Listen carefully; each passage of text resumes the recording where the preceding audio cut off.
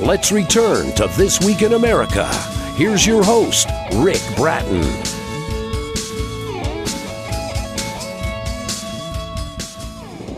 Welcome back, everybody, coast to coast, This Week in America. The book Intimate Disclosures contains selections of poetry and prose from the work of an aging Midwestern man, looking back at people, events, sexual experiences, cultures, and the church that has formed him. That man is Lawrence Manglitz, our guest on today's program. Written with vivid imagery and unusual events in free verse, this will give you a fresh vision, sometimes startling, always disclosing the intimacy and consciousness of personal life. Lawrence was born in Grand Rapids, Michigan. When he was a small boy, his parents moved to Bridgeman, then to Holland, Michigan. Despite the conservative nature of that community and his family church, his childhood was a time of great imagination and wanderings on his bike and adventures. In his youth, his life became more complex as he became aware of his homosexuality. He didn't publicly come out until he was 28. He graduated from Godwin College, later earned an MA from the University of Michigan and PhD from Michigan State University. He taught and traveled extensively overseas. After returning to America in 1965, he taught high school and at a community college until his retirement in 2002. During much of the time after his return, he was active in the Episcopal Church. Presently, he lives in Michigan. He's published poetry in Matrix and the James White Review. Dr. Lawrence Manglitz, author of Intimate Disclosures, with us on This Week in America. Dr. Manglitz, welcome to the program. It's great to have you with us. Thank you. It's good to be here. So much to talk about in the course of this book, and let's talk about the source of your poetry. You have done this so well, and the book has been very well received. Talk about the source of the poetry. Where did these ideas come from? Well, I kept a journal through much of my life, and some of the ideas for the poems come from the journal. I think that I've always been very sensitive to what was going on in my life and how it was evolving. So my collection of poetry is really very intimate disclosure, as in the title, and that's what I would have to say about that. So it's really a tracking of my life, and there's a kind of vulnerability for me in this collection of poems because it's a total expose of who I am and who I am being. So the book pleases me very much, and it's a record of really coming through and being who I am and enjoying life immensely. As we're along for that ride, we can't help but think about our lives, and it does so much as you're sharing years for us to go back and maybe give a more honest reflection to who we are and where we came from and what we went through and that transition that you talked about. Who would you say would be interested in reading your book? Who was this designed for?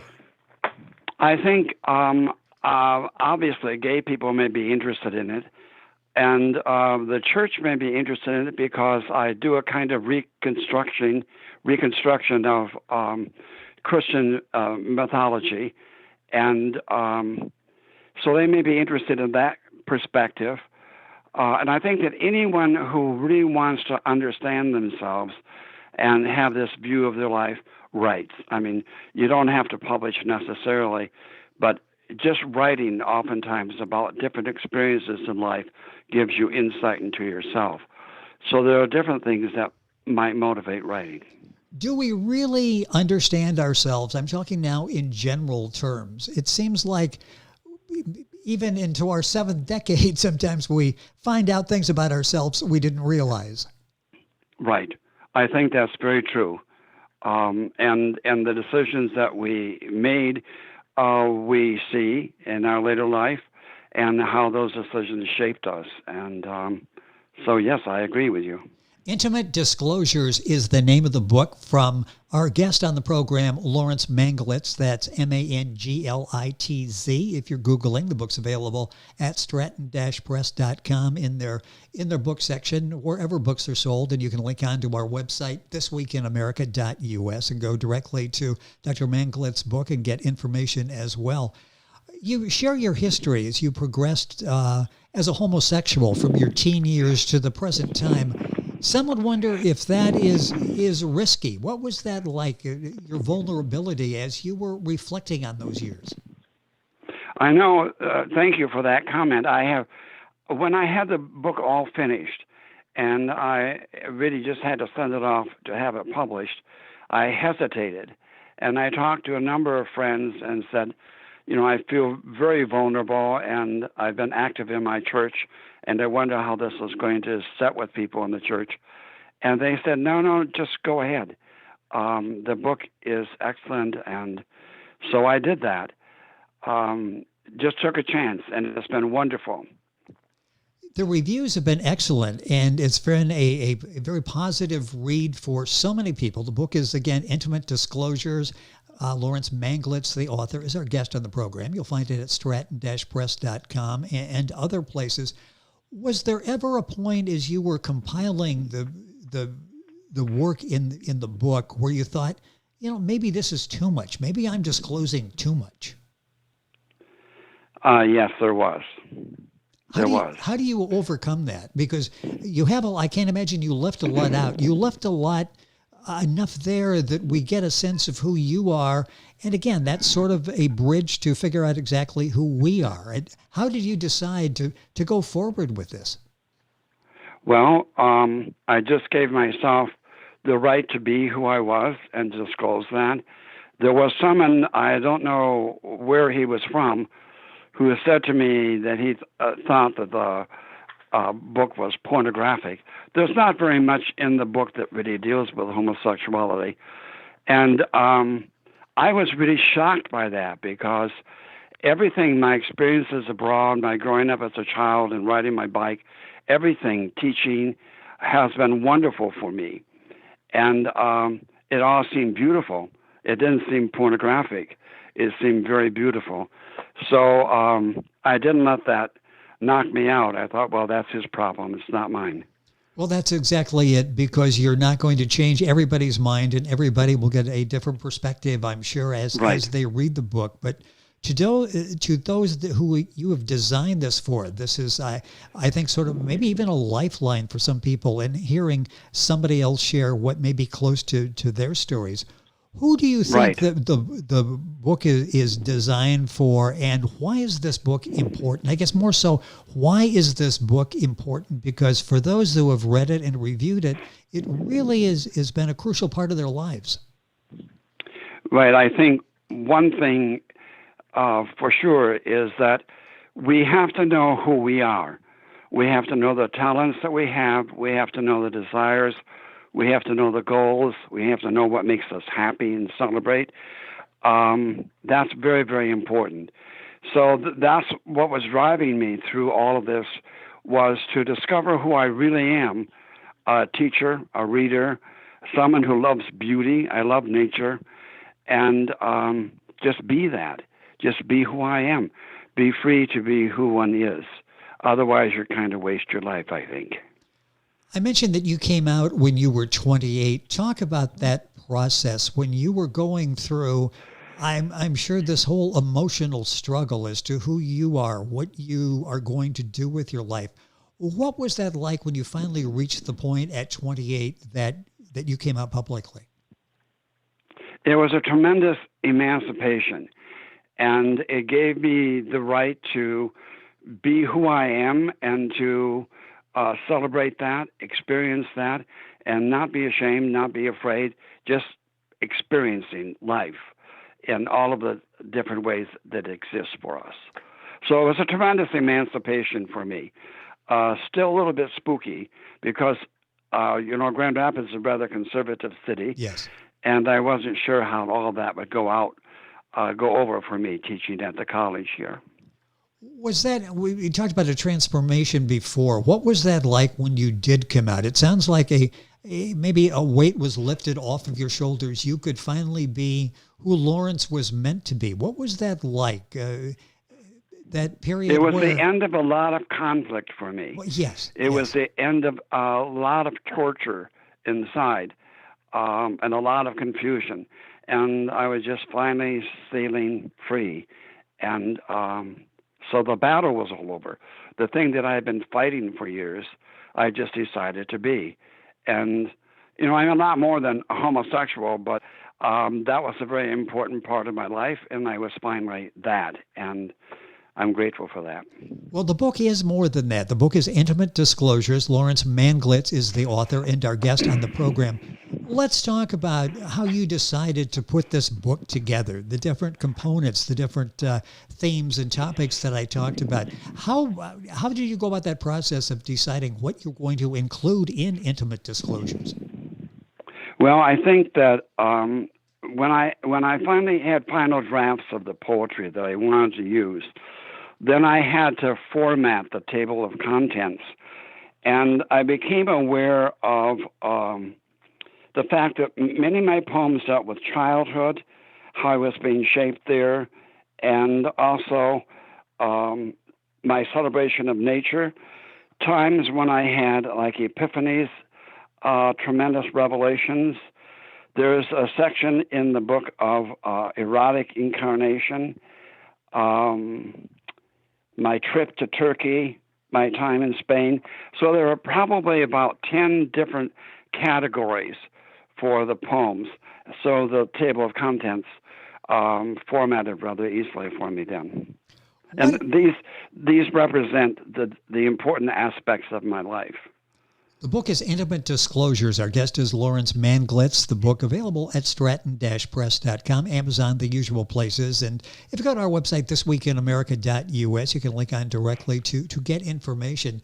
What has the response been like for you? I mentioned the reviews, but most of those people, I'm sure you don't know. You're just reading reviews as I'm reading reviews to prepare for this. Right. But family, friends, people that have been important in your life, what feedback are you getting from them? Well, my family was rather quiet, and that's okay. My parents were already gone, but the remaining children were rather quiet. But they hadn't any kind of preparation for this. People who have studied literature, who have taught courses in poetry, brought great happiness and satisfaction to me when they said, "Oh, this is utterly beautiful. These are beautiful images. These are beautiful poems. Your collection of work is very powerful." And beauty is so important to me, and they kept mentioning how beautiful the language was and how beautiful the poems were. So my friends, with some knowledge of literature and poetry, were very complimentary, and that pleased me very much. I'm always impressed with poets and someone as gifted as you are. When did you decide you had a talent for this and really enjoyed expressing yourself through poetry, the type of writing that you do so well in Intimate Disclosures? It's one thing to even try to stumble through a coherent sentence that you're just writing in a book Right. or a letter to someone, but to do it as beautifully as you do. When did you discover you enjoyed this and had a talent for it? Well, I think that when I was at Goshen College, I took some very, very fine courses in literature, and there was a poetry group that met, and I became aware then through those courses that I was able to produce some kind of literature of my own. And in our poetry group, we made responses to what each other had written, and I got some good feedback there. I let this go. All of this poetry was in my journals, and I let this go until about 5 years ago. So I really left alone. I was busy teaching, but then I decided, no, you have to put this together. This is very important to you, and this is one of the contributions you can make. So it took a long time. I was always writing, but I never thought in terms of publishing until about 5 or 6 years ago. And friends of mine encouraged me to do that. And the wife of our rector at St. Mark's, I said, maybe I'll have to leave the church. And she said, oh, no, we all love you and we're very proud of you. So she was a tremendous boost for my exploration. I was going to ask how long it took in putting this together, and I'm getting the impression from what you're saying, this basically, a lifetime to get to the point where you published Intimate Disclosures. That's right. It took me a long time to get to that, and then the the finalizing of the poems, the final editing, all of that took me about, I would say, 2 years. Yeah, so it was a long time coming. Talk about the challenge of going from journals and your thoughts, which you've done over the years, to going into the publication phase, where it's sort of more of a business aspect in some sense. What was that like, getting these published and picking and choosing and editing it and going through that process? Was that challenging, or was that an enjoyable experience for you? It was both. Oh, it both, was yes. challenging because I had to provide what the publishing house wanted, but it was also very exciting for me to know that this was going to be happening. So that would be my response to that. What are you working on now? I got the impression you have probably a room filled of journals in your thoughts as you've gone through life, teaching, traveling, all of that. Are you working on something else now? Yes, I am. I want to do something with my family. I knew my great-grandparents, and I have my immediate family, and they're incredibly wonderful people. I realized how fortunate I was to have that family and how they encouraged me. My parents were very conservative religious people, and yet they encouraged me to be who I was and to write what I wanted to write. So my family was wonderful. They were part of that formation. And I want to write about them because they are beautiful people, very common, ordinary people, but they were beautiful and good and kind. And that's a wonderful kind of thing to find in human beings. Yes, it is. How are you coming on that project? I'm working at it. I probably have another year or year and a half to go. When I first came back from Turkey, I didn't have any money, and I lived with my grandmother. She gave me a bedroom upstairs. And I'm writing about her. She was an incredible woman, and the first poem I have written about her is about her yellow kitchen. The kitchen was a tremendous place of existence for her. She was a wonderful cook, and the kitchen was beautiful and looked out over the lawns. So I'm writing about that. Sounds like... And I've written also already about my father and my mother. My mother was a great dancer, and my father was a wonderful man with gardens. He had some of the best tomatoes in Michigan. Well, it sounds like something to look forward to is further writings from our author on the program, Lawrence Manglitz. And, I mentioned in the beginning that we can follow your life and we go back and sort of reflect on our lives and what we've gone through as well. And do you get that feedback from a lot of people that, boy, you opened up some doors that I closed a long time ago, and I'm glad you had me go back and peek back in behind those doors? Yeah. I always encourage friends of mine and students of mine who want to write to do that and to feel comfortable. They may do great essays or dissertations, but to write about their lives, it gives one tremendous insight into oneself. And be kind in that writing. We've all made mistakes, but eventually you see this great person, this great human being, and writing can take you to that place. Boy, the time has gone by quickly. It's been fun having Dr. Lawrence Manglitz with us on the program. That's Manglitz. His book is Intimate Disclosures, the book available at stratton-press.com in their bookstore, the usual places where books are sold. And, of course, you can go to our website, thisweekinamerica.us, and log on to get information and order the book. Doctor, it's been a pleasure having you on the program, a fascinating conversation. Excellent job. Congratulations on the success of Intimate Disclosures. Thank you for being with us on the program. And thank you for this interview. It has been my pleasure. And leading me through this discussion. Thank you very much. It has been our pleasure. Lawrence Manglitz, our guest on the program, the author of Intimate Disclosures. Information on his book on our website, thisweekinamerica.us. And we're back on today's program after these messages. This Week in America is online. You can visit our website, thisweekinamerica.us. Scott Pinkerton, associate producer of This Week in America. Jay Anderson, segment producer. Ben Watson, webmaster. Otto Bechet, director of engineering and TV production. This Week in America produced and is a trademark of Blue Funk Broadcasting, LLC. For information on all of our guests and to listen to this week's show, our website again at thisweekinamerica.us. And I'm Sean Bratton, executive producer of This Week in America.